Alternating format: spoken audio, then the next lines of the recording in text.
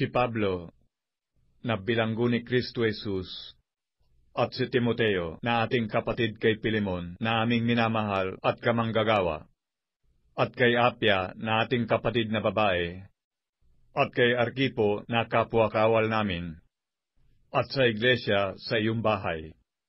Sumainyo nawa ang biyaya at kapayapaang mula sa Diyos na ating Ama at sa Panginoong Hesukristo.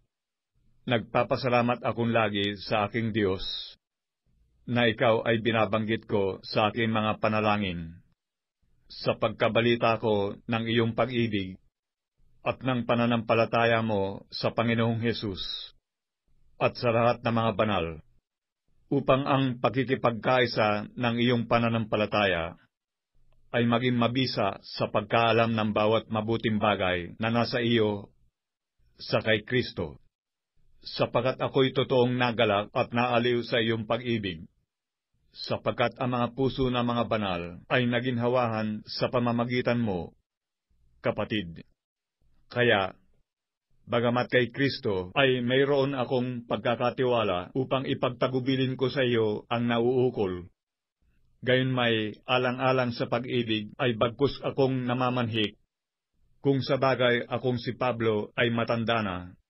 At ngayon na may bilanggo ni Kristo Jesus, ipinamamanhik ko sa iyo ang aking anak, na aking ipinanganak sa aking mga tanikala, si Onesimo, na nang unang panahon ay hindi mo pinakinabangan. Datapwat ngayon ay may pakikinabangin ka at ako man, na siya'y aking pinabalik sa iyo sa kanyang sariling katawan. Sa makatwid bagay, ang aking sariling puso, na ibig ko sanang pigilin siya sa aking piling, upang sa iyong pangalan ay paglingkuran ako sa mga tanikala ng Ebanghelyo. Datapwat kung wala kang pasya ay wala akong magagawang anuman, upang ang iyong kabutihang loob ay huwag maging tila sa pagkakailangan, kundi sa sariling kalooban.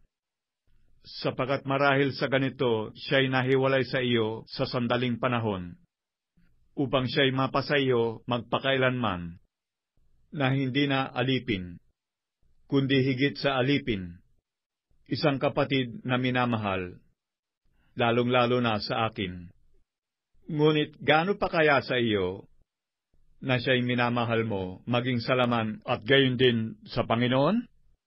Kung ako nga ay inaari mong kasama, ay tanggapin mo siyang tila ako rin.